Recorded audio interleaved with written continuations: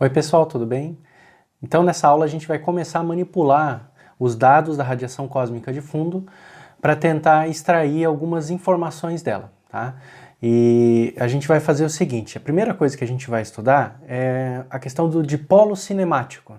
É uma das correções que a gente precisa aplicar no mapa da radiação cósmica de fundo para poder depois trabalhar com os dados dela.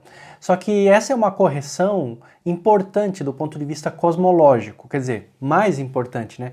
Tem aquelas correções de tirar poeira, tirar estrelas, fontes, né, etc., a própria Via Láctea, que contaminam os dados da radiação cósmica de fundo. Na verdade, eles estão na frente, né? É o foreground, está na frente dos dados. A radiação cósmica de fundo está atrás, ela vem lá, né, de regiões muito distantes do universo que a gente está recebendo a luz hoje. Então a gente tira esses dados da frente.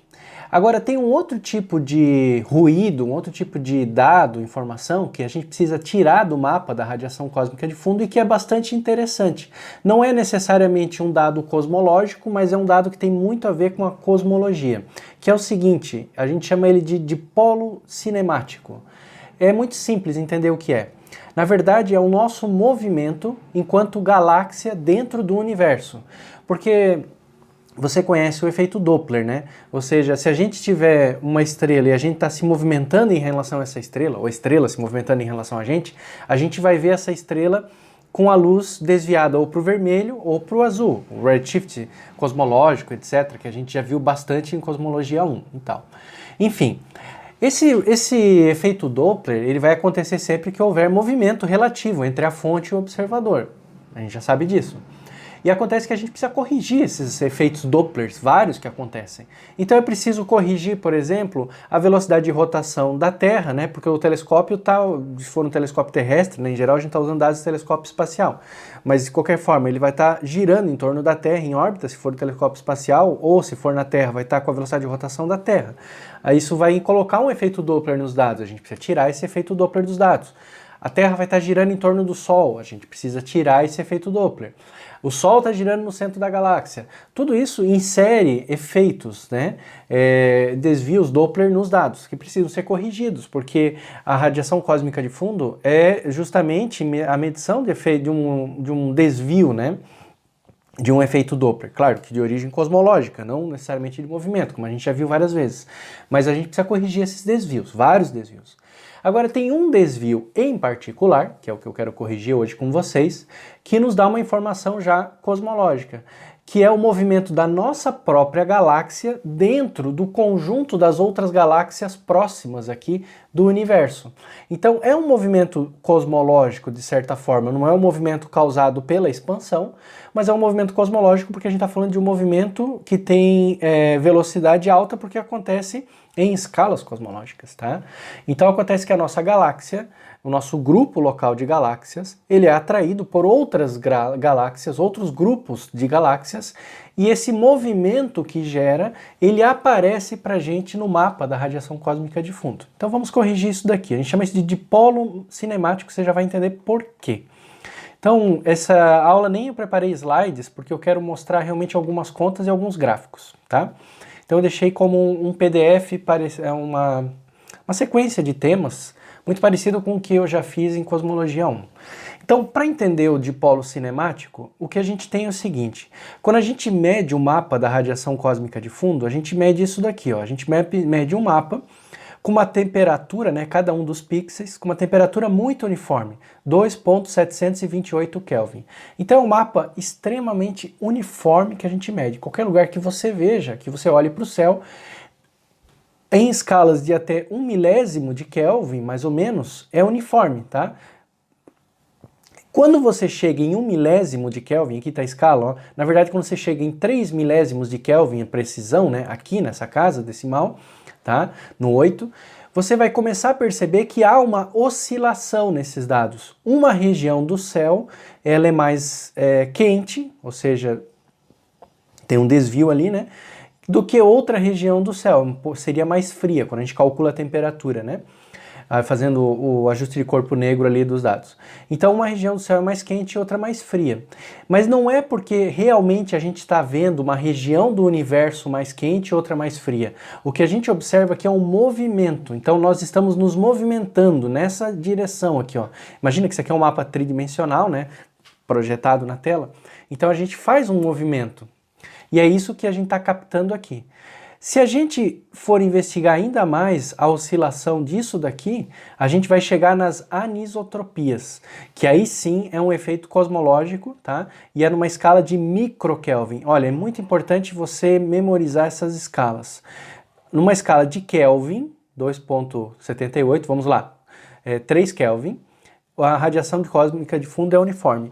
Numa escala de microkelvin, 3 microkelvin, existe uma variação de dipolo.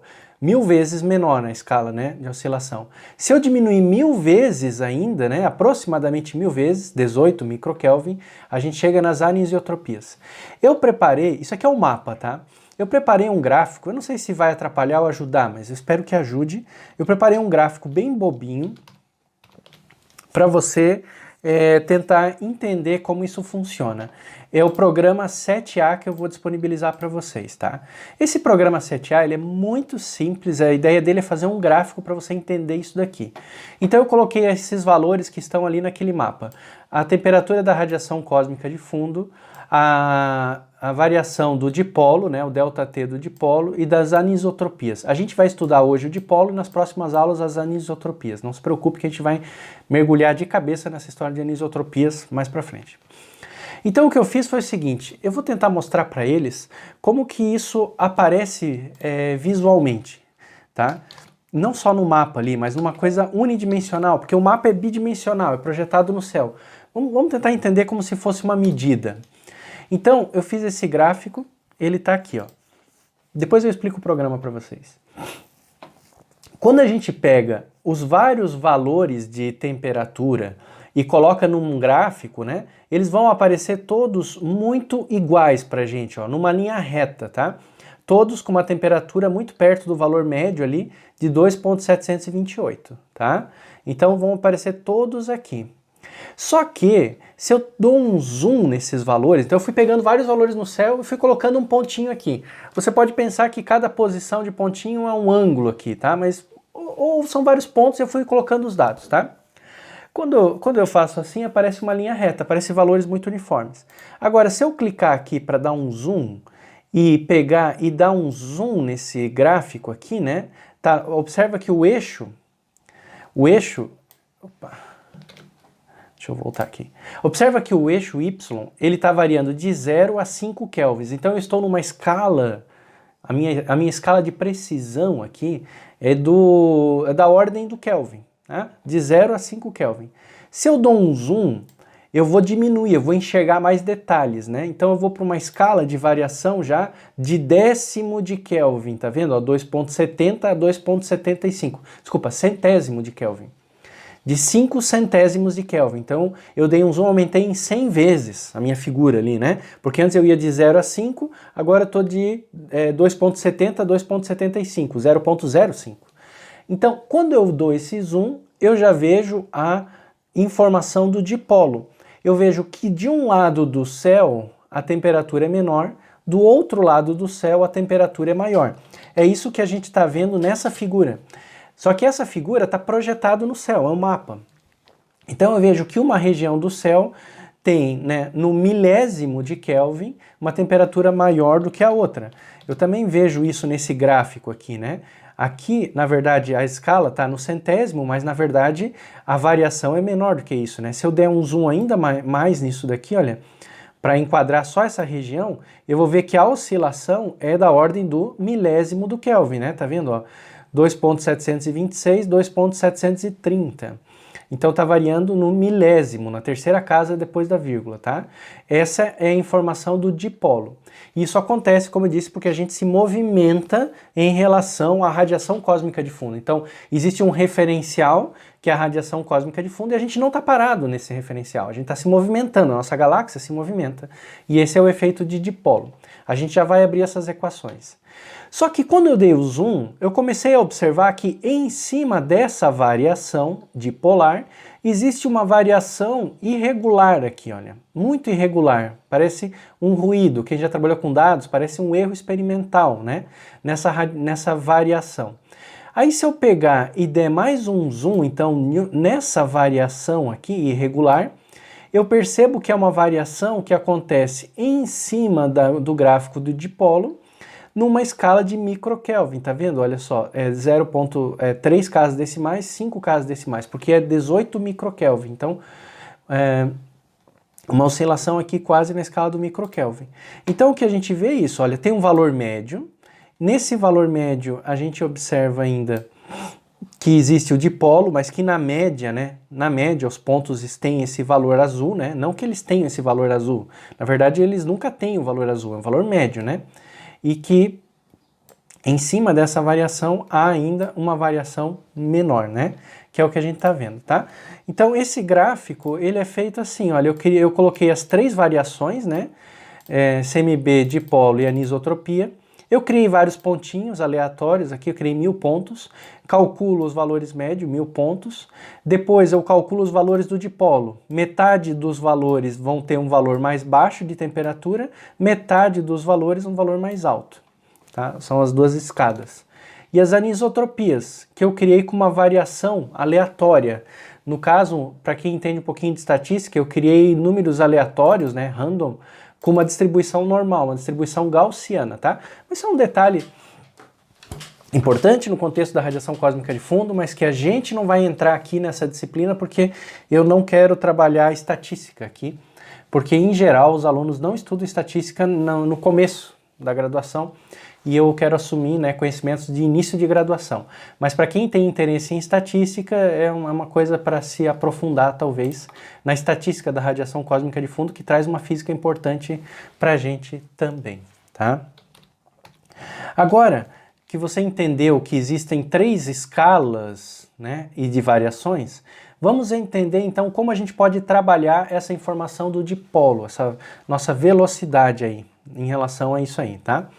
Então, o que a gente sabe, eu já vou dar de entrada os valores para a gente poder trabalhar um pouquinho mais rápido, né? Pegando as informações que estão lá no livro do professor Gastão, o que a gente sabe é que a nossa velocidade em relação à CMB é de em torno, né, de 371 km por segundo.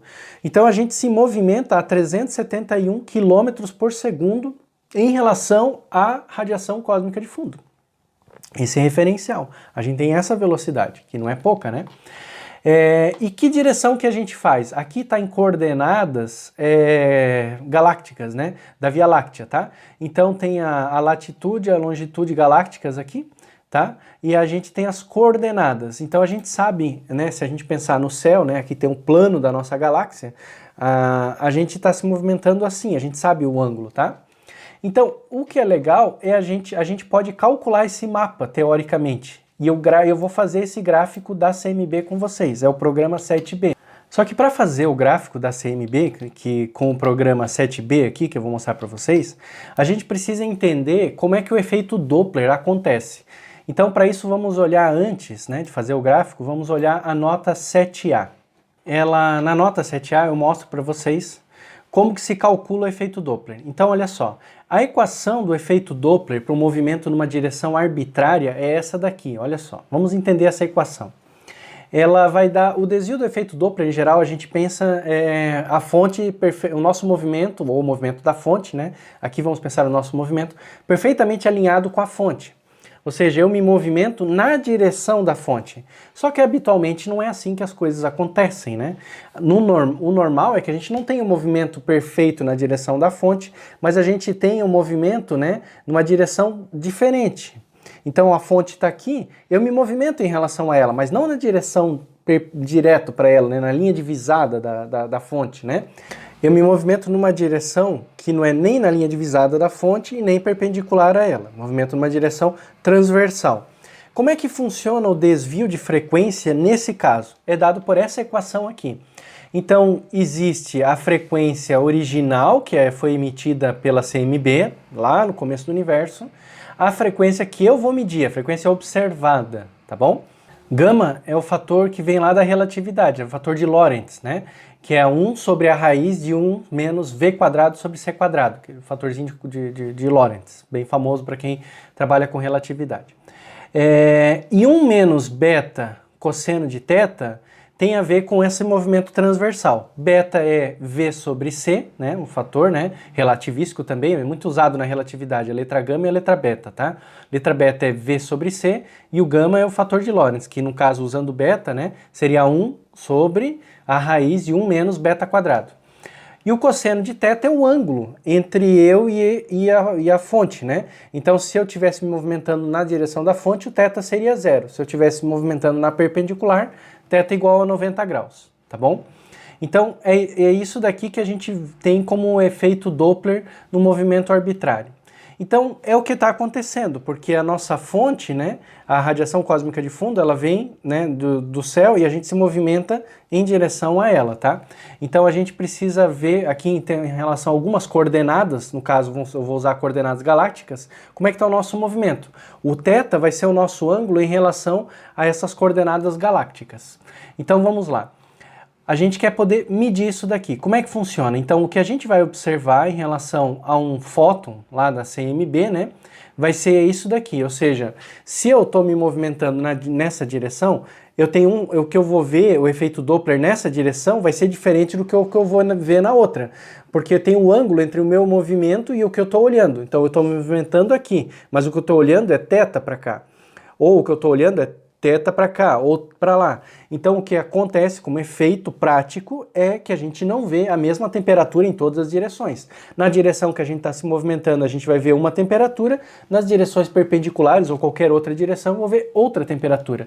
É isso que está sendo dito por essa equação, tá? Agora, essa equação é uma equação em termos de frequência, não temperatura.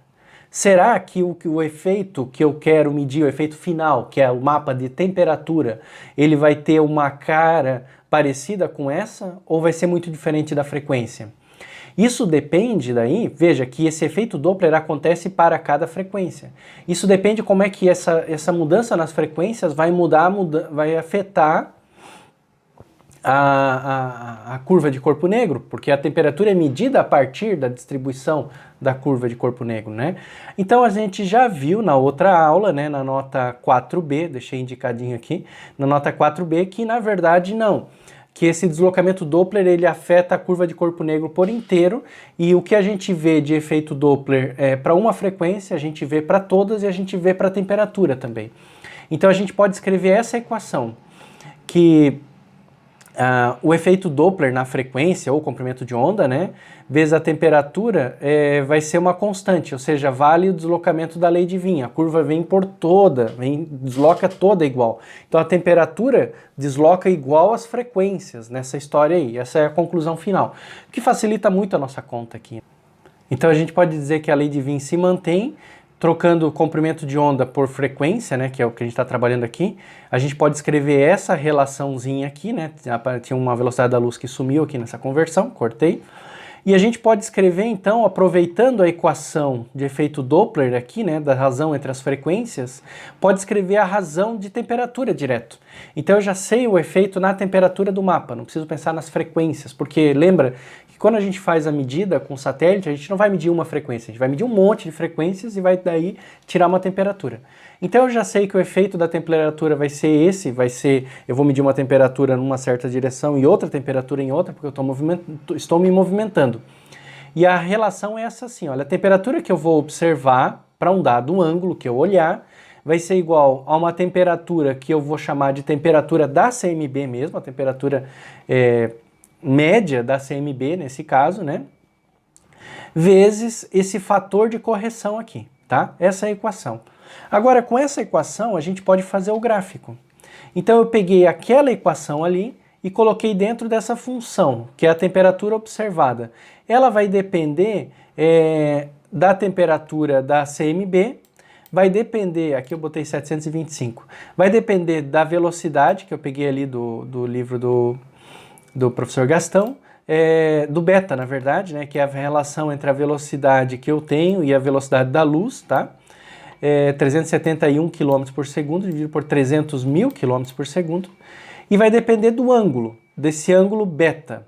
Então, para calcular o ângulo beta, agora, a gente vai usar a biblioteca RealPy, tá?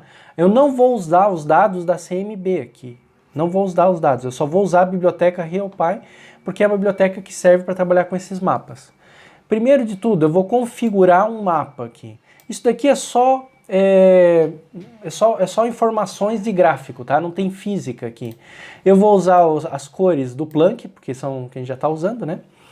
E vou usar, vou criar um mapa de cores e vou criar uma figura, tá? Então aqui tem resolução da figura, tamanho da figura, as cores que eu quero e tal.